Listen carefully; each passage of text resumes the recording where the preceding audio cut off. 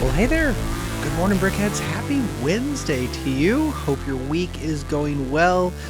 It's lovely. It's March. Spring is in the air. What do you say we talk some Lego? Because it's March, which means there's a lot of crazy things going on in terms of set releases.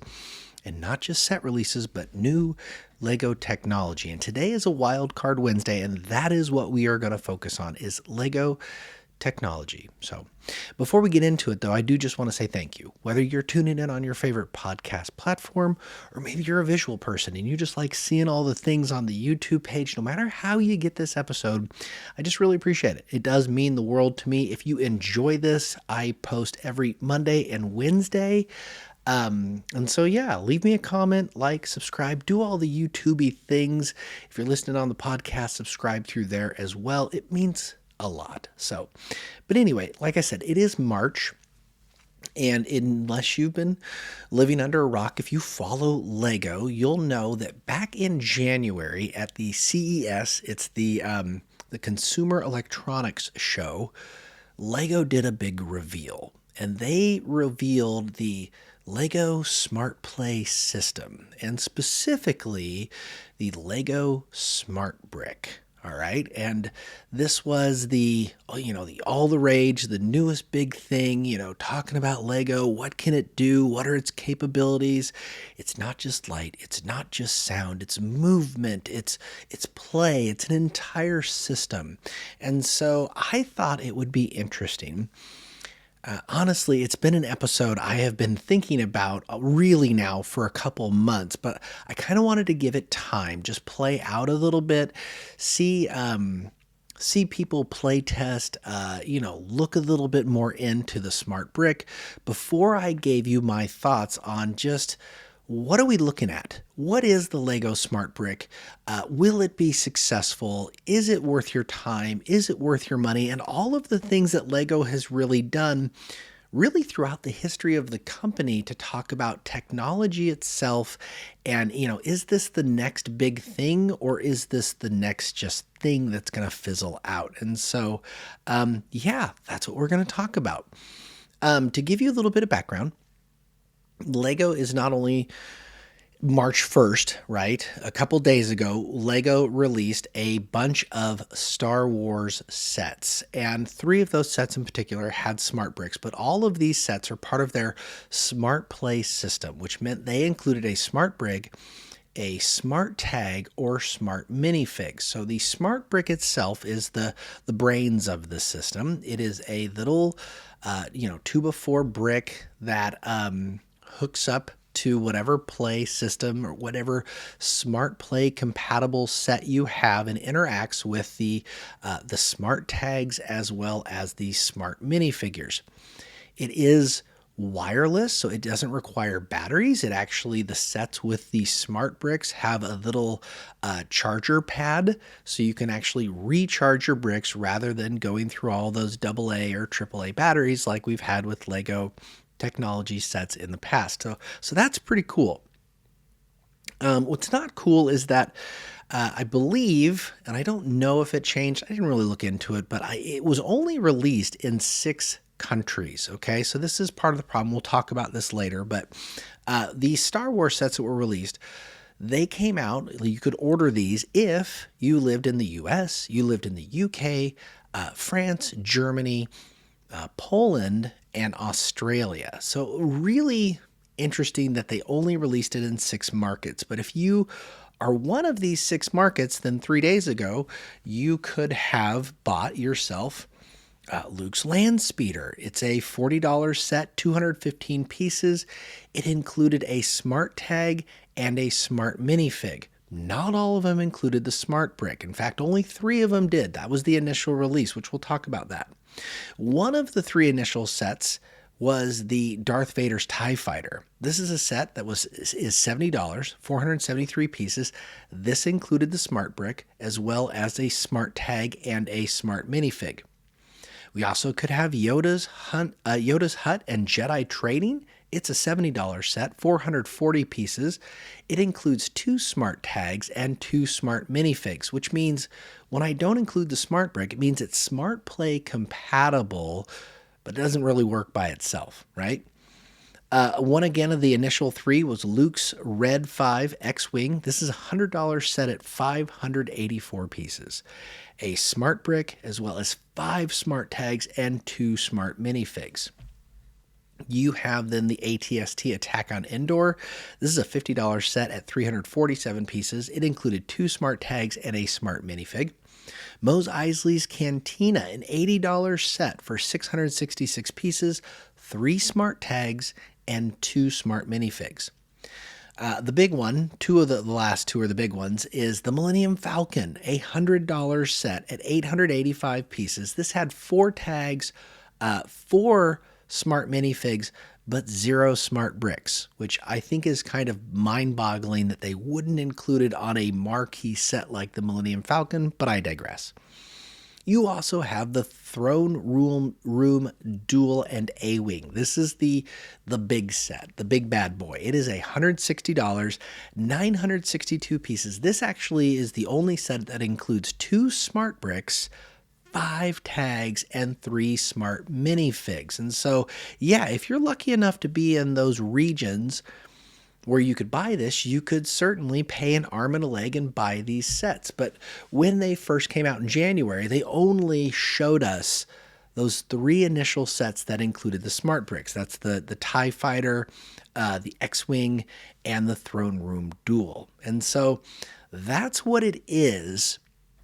But here's how I'm going to break down this episode for you. So before I get back into the actual smart brick action and where we are today, I am going to do this in 3 parts. I'm going to give you a little bit of history about Lego and technology. I'm going to talk about the 3 fundamental problems of the current smart brick release. And that's key, because if you look at the thumbnail, if you're tuning in on YouTube, you see my thumbnail just says doomed in big letters because, yeah, spoiler alert, I think the smart brick is doomed. And then I'm going to talk about the future. The last part is basically, how can Lego fix this? How can the smart brick and smart play technology be more than just a passing fad? And basically, that's how I'm structuring it. And with all of my videos, these are my personal opinions. I know some of you out there are super excited about the smart brick, and I'm excited for you for being excited. I am going to do my best to lay out a structured argument of what I think the fundamental flaws are and my opinions on how they can be fixed. If you disagree with me, feel free, please leave a comment down below. Let me know your thoughts. I do love positive discourse where we can talk about these things. Like if you think I missed the mark, let me know. Or if you think I'm onto something, let me know that as well. I do get back to those comments usually within about the first 24 hours. So, but like I said, first the history, because, it's not just about the smart brick. This is really also about Lego's track record. Because this is not their first step into technology. Lego has been doing involvement with some form of technology since the late 1950s. Heck, in some ways you could consider the plastic brick technology, because they were a wooden toy company at first. But, the first thing we want to talk about, you cannot talk about Lego and the introduction of its dealings with technology without trains, planes, and automobiles, y'all. Those train people out there, the first Lego train set introduced that was a powered set is way back in 1966. It's often referred to as the Blue Era. What this was it was set number 100. And it was a little blue train, and it hooked up to a 4.5 volt battery, and it was powered that way. And so they actually did those 4.5 volt battery trains for a few years until they introduced the 12 volt battery later on in 1969. So Lego train people, they have been doing powered trains here for what's that? We're talking, 60 years now. So it's been around, right? Powered sets. That is technology. You want to talk remote controlled? Lego, their first remote controlled set came out way back in 1970. It's set 311. It's the remote controlled car and truck. It was actually a truck that the remote control, it was wired to the set. And so that's how you would get it to go around, which I think is very interesting. Beyond that, other technology like lighting in Lego. If you want to go back to the original lighting kits, that's way back in 1958. Lego actually had they called it a lighting device pack. And what it was wires that were, it's so funny when you look at it now to think it's a kid's toy. But it's basically wires, specialized bricks that have a little hole in them where you can run the wires through. And then you would take those connectors and you would hook it up to a 4.5 volt battery. It wasn't even a set. It was literally just a component that you could add into your Lego building system that you were using. But that was way back in 1958. Sound made its debut in the 80s. Like, yes, believe it or not, we have had some form of Lego sound bricks involved in the town's in the town theme, as well as space throughout the 80s. And then more recently, if you're tuning in on YouTube, you can see the Lego sorting hat from Harry Potter, as well as Soundwave sitting next to me. The sound brick has made a bit of resurgence. It actually first appeared in its newest iteration in the Lego Retro Radio, I want to say back in 2023. Very cool technology. I'm actually a huge fan of the sound brick and really honestly the light brick as well. But the sound brick is really cool. You get basic sayings with the sorting hat, but here with like Soundwave, for example, there's like, what is it, like 25? I can't remember off the top of my head, but it's like 25 different sayings and sounds all combined to make a really cool Transformer set. That's technology. But believe it or not, beyond that, Lego has even done cameras. Yes, Lego cameras. There was Lego Studio, where they included cameras in the studio sets and a few educational sets as well. So Lego has experimented for a while now. And even beyond that, I haven't even talked about themes. If you really want to talk Lego and its introduction to technology, you can't help but just talk about Mindstorms. Mindstorms is arguably Lego's probably most successful foray in the technology world. Started way back in 1998 and was only discontinued here a few years ago in 2022. They basically came together, and it's when you think Lego robotics, Lego programming, when you see those really cool YouTube videos where they have a Rubik's Cube being solved in like 1 second and they're doing it using Lego, that all stems from the Mindstorm technology, the robotics invention system, the RIS. It was the first flagship product and the first generation in Lego Mindstorms. And then throughout the years, they upgraded it to the NXT, which came out in 2006, and then ultimately the Mindstorms EV3 back in 2013. But, you had these huge, basically programmable bricks, and you integrated those bricks with different servos and you programmed things and you could get your Lego to do whatever you wanted to do. Very, very cool, very successful.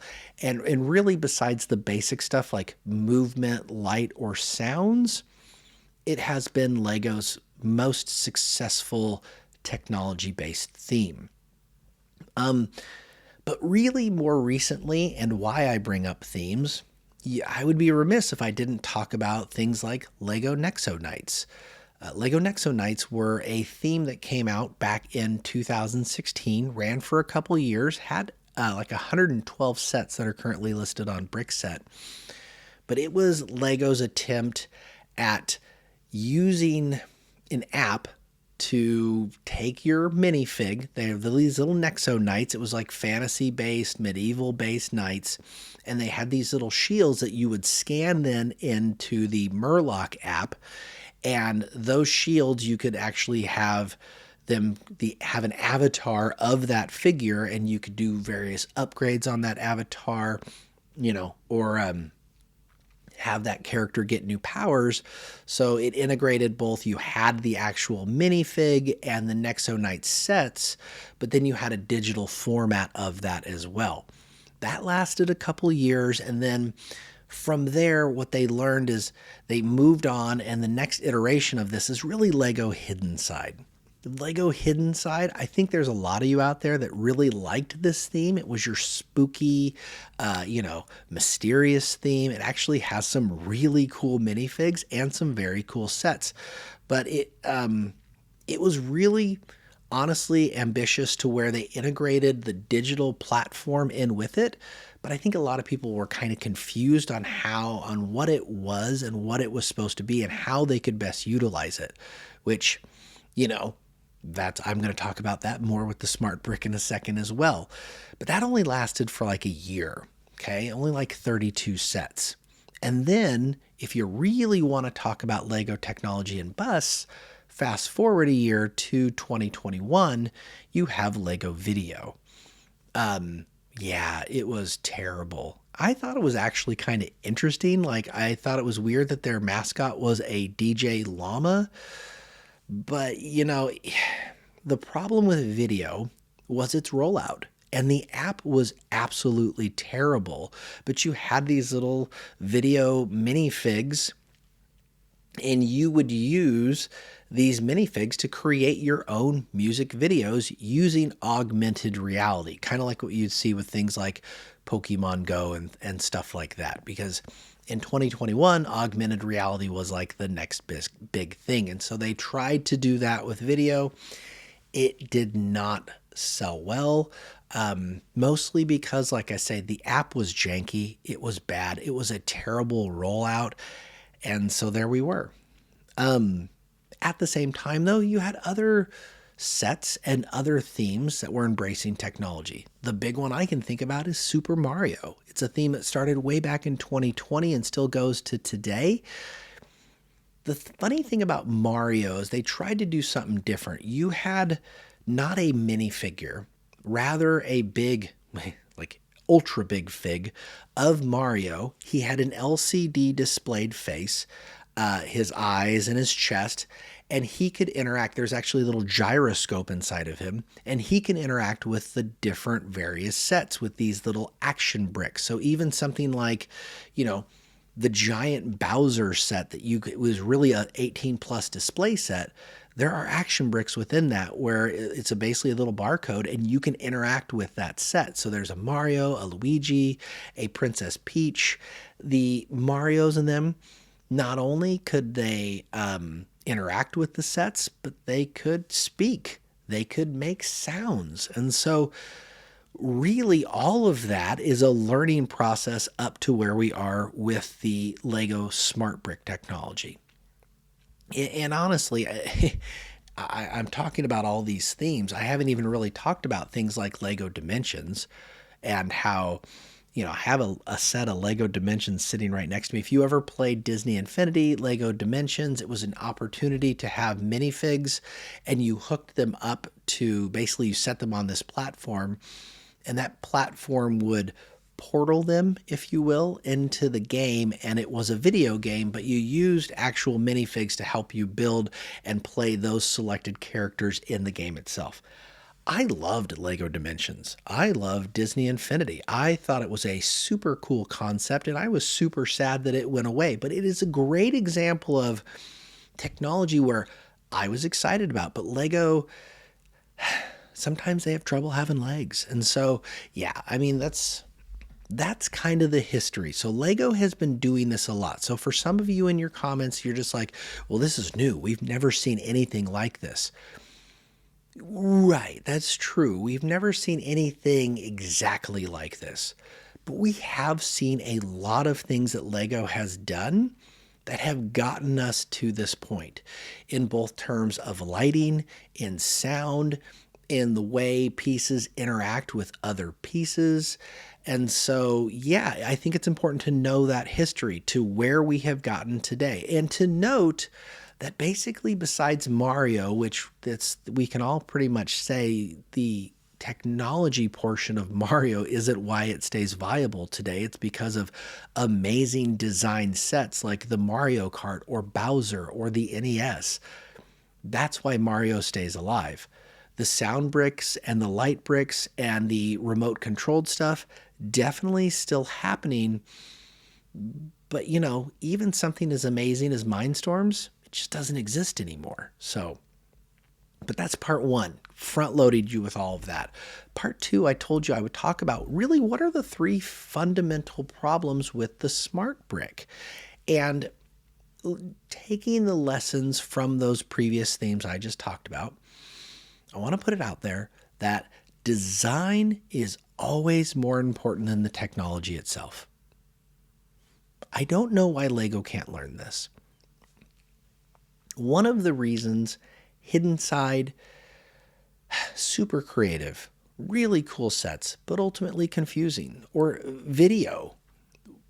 The reason it didn't survive, there were some poor design choices in here. And we see this with the smart brick system and with these latest Star Wars sets.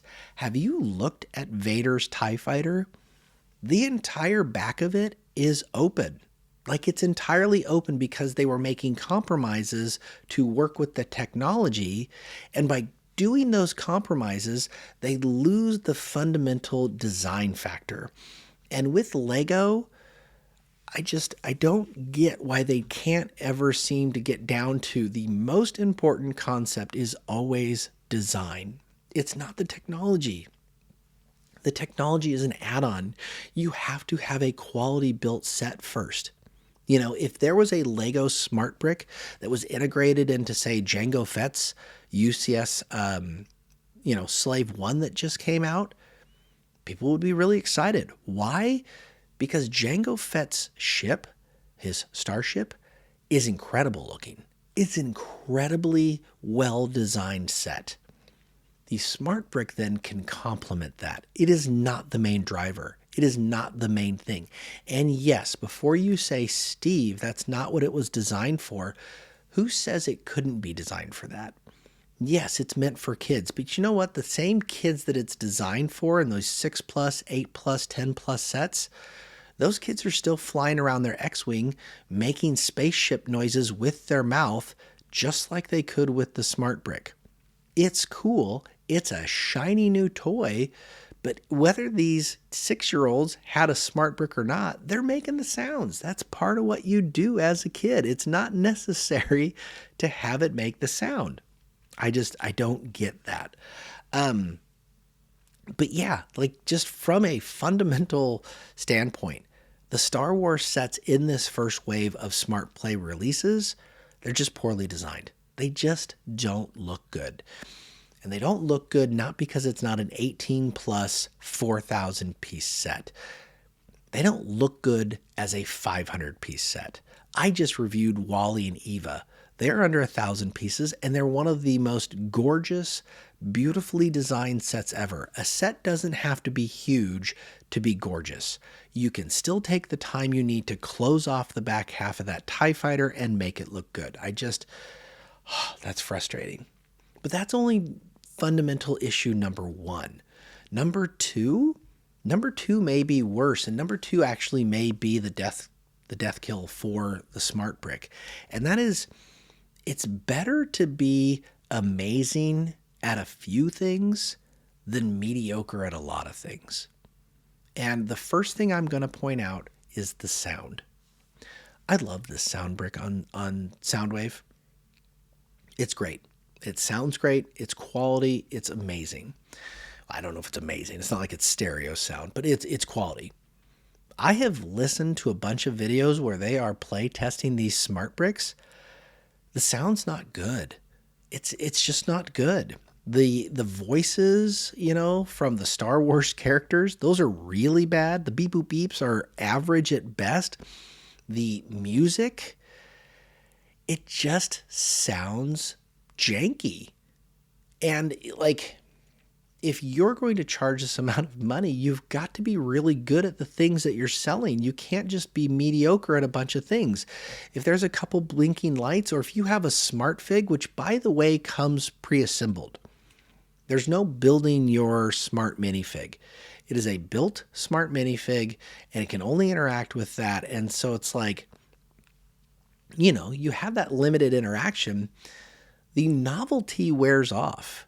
And so the lights are good. Are they great? I don't know. The interaction, turning the ship and making different noises on how you move it, it's good. Is it great? I don't know. The sound is just piss poor. Let's be real. So, I'm just saying, sometimes Lego tries to do too much. Again, going back to Vidiyo. Interesting concept, poorly executed, terrible, mediocre app. It's not successful. It's not successful if it doesn't work well. If they can't do those things well, it will not be successful. And then honestly, really fundamental flaw number 3, this is probably, this is the other big one for me, is that marketing matters. But so does price, and so does availability. The marketing at CES, we didn't even know what it was. Like, you look at it and you're like, ooh, it's a smart brick. Like, they put the word smart in front of it, so it's got to be good. What does that mean? Like, the rollout was honestly, although flashy, a little sloppy, because it's hard to explain what a singular brick does that has so many features and functions. And to have it in these limited 3 sets kind of pigeonholed the Lego people, the Lego designers, the Lego salespeople, in how they sold and how they explained the sets. I have watched lots of videos on it, and I'm still a little confused. The marketing hasn't been great. And really, between CES, when it was released in the beginning of January, to March 1st, there hasn't been a lot of talk about the smart brick. We have talked more about Lego Pokemon than the newest technology that is supposed to be the game-changing technology for Lego. Think about that for a second. Does that worry you? Lego, the company that has spent millions of dollars investing in this new R&D technology, which, ideally should be amazing. Besides the rollout, how much have you really heard about the smart brick? You hear about Lego Pokemon all the time, or just new sets that are coming out all the time. Yeah. And then going back to price and availability. I already told you, you can't get this everywhere in the world. If you really want people to be interested in something, you need to make it widely available. You can't just have it available in 6 regions and expect this tiny rollout to get everybody excited. It really just gets people in the other regions upset and then gives a negative connotation. We see this happen all the time. All it takes is a little negative publicity for it to get people a bad taste in their mouth. But it's really the price that leaves a bad taste in my mouth. Going back to the sets, remember, there are 3 main sets that have the Lego Smart Brick. So if you actually want the full Smart Play experience, you have to get the TIE Fighter or the X-Wing or the Throne Room Duel. Recap, Darth Vader's TIE Fighter is a $70 set, and at 473 pieces, that means you're paying 15 cents per piece. Yes, I understand. It is new technology. It is going to be new and more expensive. But $70 for less than 500 pieces?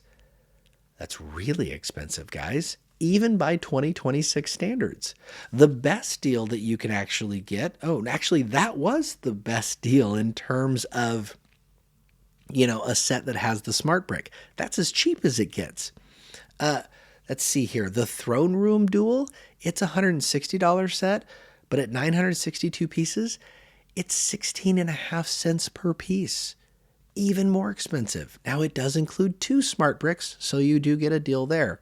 But the worst one, the most egregious offender, is Luke's Red 5 X-Wing.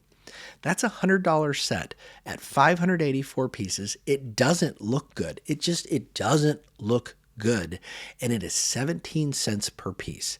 It is extremely expensive. In fact, all of these sets are extremely expensive, and yes, I get it's new technology, but some of these sets just have a smart tag or one smart minifig. For it to increase the price as substantially as it has, it had better be pretty darn good. And I think that's going to get them. That's going to get them in the end.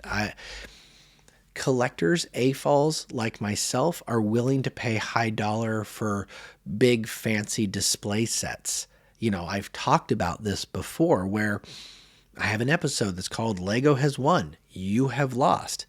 But that is specifically about the big, high dollar sets that Lego can charge buku bucks for because they have focused on the number one important thing, and that's Lego design.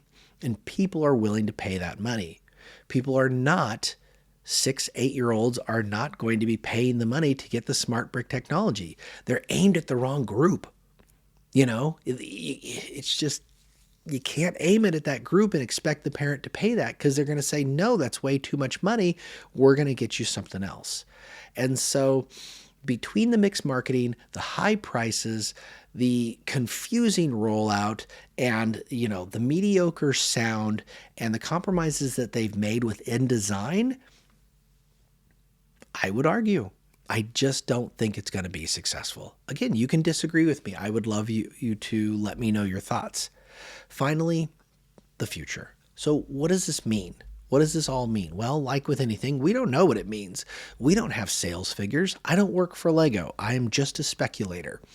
I have presented you my argument. What I will say is this. Lego can fix it. They can fix it because, fundamentally speaking, I love that Lego continues to embrace new technologies. They continue to have R&D. They continue to experiment. And ideally, the smart brick is a kind of cool thing. I just said how much I love the sound bricks, and those are basic. To have a smart brick integrated into Lego sets could be interesting. It needs to be economical, though. It needs to have design-focused things first. If they can do that, if they can keep it an interesting concept and fix those basically glaring errors, it might just work. It might just work. But again, the future is not bright because Lego has a tendency, I just went over all these themes with you. Lego does have a tendency of just pulling the plug. They're a company that is in the business of making money first. And this is an expensive toy to make. When you start integrating any of these technologies, there's a reason Mindstorms still doesn't exist. It wavered. It's not making the sales. It's done. They moved on. If Mindstorms were the number one most popular theme, you better believe it would still be around. Lego would still be embracing it, but it's just too niche. And so they're like, okay, it's time to move on. This is the same type of deal. It has potential. It's cool. It's fancy. It's a shiny new toy. But if you want the shiny new toy to actually become an integral part of the Lego ecosystem, they've got to fix these things. It's just, that's my opinion on it. How long do I think the smart brick will last? By the end of 2026, we'll have a really good idea. Do I think it will last like you see much past 2026, 2027? I really don't. I really don't. I think it's probably cost prohibitive, honestly, based on what I think sales are going to be. And I don't think it's going to be successful in the long run. But like I said, that's my opinion. And all of this is my opinion. Feel free, leave me a comment down below. You let me know what you think. Am I completely off base? Am I wrong? Do you love Lego Dimensions like I do and you're still playing that on your PS4? Do you have a 1966 9-volt train? I don't know. Like I said, it's a very interesting topic, and I think that's one that bears repeating and discussing and going over, but I'm a bit of a pessimist here. I'm just saying. And I think it comes down to, I want good design first. You give me a beautiful sound wave and you just throw in a sound brick, it's icing on the cake, but that's the key. The technology is the icing. It is not the cake. So anyway, with that, I hope you enjoyed this Wildcard Wednesday. I love talking about topics like these. They are wacky. They're wild. They're Wednesday. But with that, I will talk to you on Monday. No, I'm not. Actually, I'm going to tell you right now. If you hung on till the end, I'm just letting you know I'm taking a week off. I'm taking a week off. I got my spring break coming up. I got my birthday coming up. I am just taking a little bit of a break because I need it. I'll probably put out a couple speed build videos if I get bored, but you can expect the podcast to come back here in an additional week. So if you're a long-time listener, don't worry, I'm not going away, but I am going to take a little bit of a break. So, but with that, I just appreciate you so much for coming along. And until the next one, you guys have a great rest of your week. We'll talk to you later. Bye-bye.